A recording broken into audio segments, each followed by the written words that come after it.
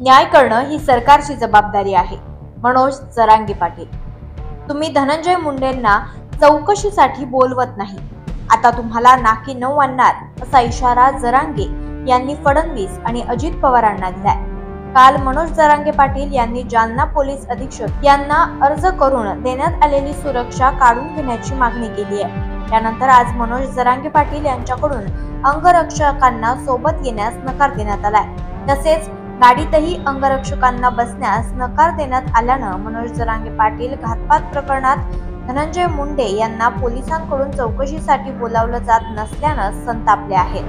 मुंडे यांना फडणवीस आणि अजित पवार वाचवत असून आता तुमच्या नाकी नऊ आणतो असा इशारा मनोज जरांगे पाटील यांनी फडणवीस आणि अजित पवारांना दिलाय.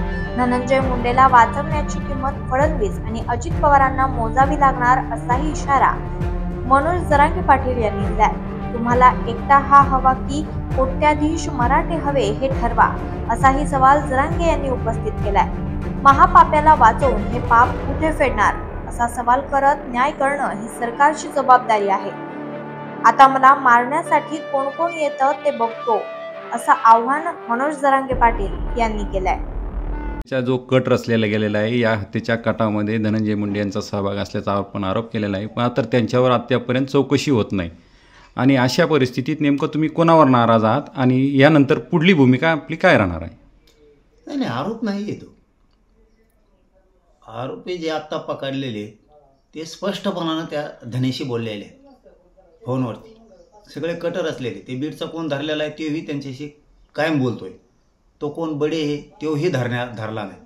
म्हणजे हे सगळं मोठं षडयंत्र रचण्यात आलं होतं आणि याला पाठबळ देण्याचं काम अजित पवार आणि फडणवीस करत आहेत. नसतं त्याला चौकशीला पाठवलं असतं, त्याला अटक केली असती. तो एखादा आमदार आहे, एखादा माजी मंत्री आहे म्हणून काय तुम्ही सोडून देणार का? जनता गरजेची नाही का तुम्हाला? एक गरजेचं आहे का?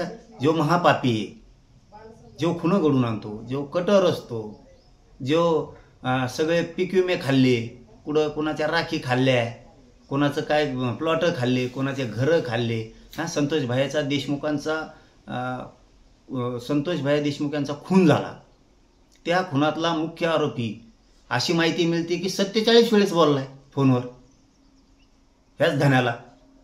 मग तुम्हाला चौकशी करता येत नाही, अटक करता येत नाही. एक माजी मंत्री आहे म्हणून त्याला वाचवायचं आणि गरीबाच्या लेकराचे मुर्दे पाडायचे. हे महापाप डोक्यावर घ्यायचं का अजित पवारला आणि फडणवीसला? कोणतं सरकार चालवत आहे तुम्हाला? हे बघा, ते होतं आता मला खेटलेला आहे. त्याला तर आता किंमत मोजावंच लागणार आहे. त्याला तो सुट्टी नाही जाण्याला, त्याला किंमत मोजावंच लागणार आहे. नार्कोटिक्स लय तो म्हणला होता ना. भिकार चोट सगळे हे साले लपून बसते आणि त्यांच्या आडून लपायला आता सरकारच्या.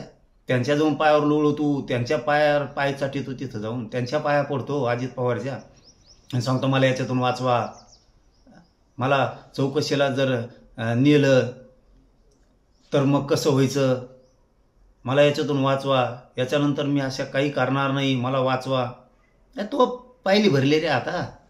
तोही पायली भरली आता. तो पापाचा घडा भरलेला आहे.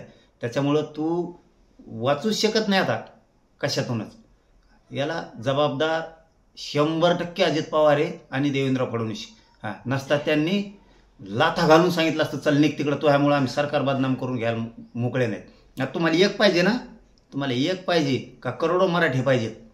हे आता अजित पवारनी आणि फडणवीसने ठरवायचं. जो अंगरक्षक आहेत त्यांना सुद्धा आज आपण गाडीत घेतलेलं नाही, त्यांना परत पाठवलेलं आहे. काय नेमकी भूमिका आहे? जिंदगीत आपण जीवन जगत असताना खोटरडेपणा करायचा नाही, वागायचा नाही.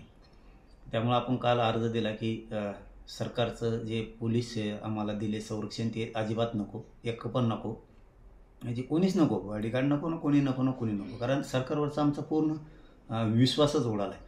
त्यामुळे त्यांना काल अर्ज दिला. आजही सांगितलं आम्ही की तुम्ही सोबत येऊ नका. तुम्ही आत्तापर्यंत सेवा केली त्याबद्दल तुमचा सगळ्या पोलीस बांधवांचा आम्ही मनापासून सन्मान करतो. आपण जावं अशी विनंती त्यांना केली.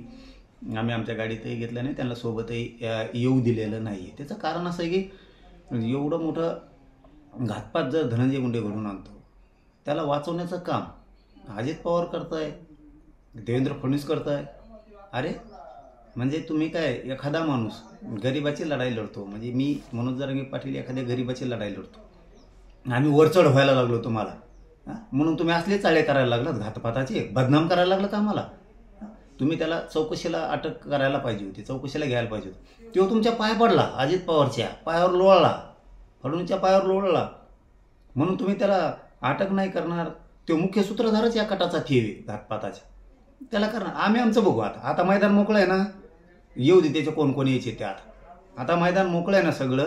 आता पोलीस नाही काय नाही त्याचे कोण कोण येणार आहे, त्या धन्या मुंड्याचे येऊ दे. आता कोण कोण येतं ती बघूया. आम्ही सुद्धा अंगावर आल्यावर वापस कसं काय जाते तेही बघूयात आता. कारण शेवटी सरकारची जबाबदारी होती की न्याय करायला पाहिजे होता. त्यांनी घातपाताचा कट रचला, इतकं भयानक कृत्य घडून आणलं आणि त्याला चौकशीला घेत नाहीत तुम्ही, आणि त्याला चौकशीपासून टाळता, त्याला माफ करता, त्याला क्लीन चिट देता. अरे सरकार, तुमच्या बी जर नाकी नाही आणले ना तर माझं नाव बदलून ठेवा तुम्ही. हो, अजित पवारचे सुद्धा आणि फडणवीसचे सुद्धा. तुमच्या नाकी नऊच आणणार, दमच आणणार मी तुम्हाला, त्याच्याशिवाय तुम्हाला सोडत नाही.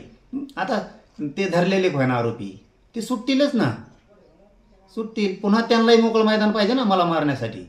आणखीन त्याच्या 2-3 काही टोळ्या असत्या त्या धान्याच्या, तेही होतील. आणखीन त्यांनी कुठं षडयंत्र रचले असते, बदनामीचे आमके दमके. तर सगळ्याला मोकळे आता मैदान. बघूयात काय होते. मला संरक्षण नको, अजिबात नको. कारण याला जबाबदार देवेंद्र फडणवीस आणि अजित पवारच आहेत. यांना गरिबाचे लेकरं मेले तरी चालतं, घातपात करून मारले तरी चालतं. फक्त यांना अजित पवारला त्यो पाहिजे. घे तुला त्योच आता.